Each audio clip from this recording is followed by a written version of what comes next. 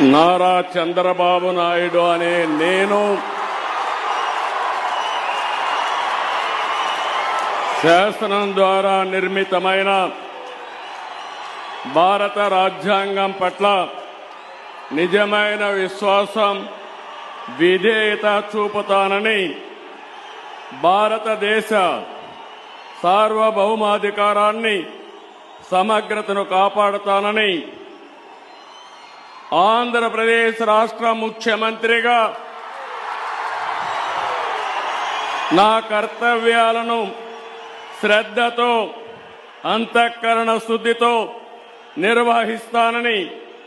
భయం గాని, పక్షపాతం గాని, రాగద్వేషాలు గాని లేకుండా రాజ్యాంగాన్ని, శాసనాలను అనుసరించి ప్రజలందరికీ న్యాయం చేకూరుస్తానని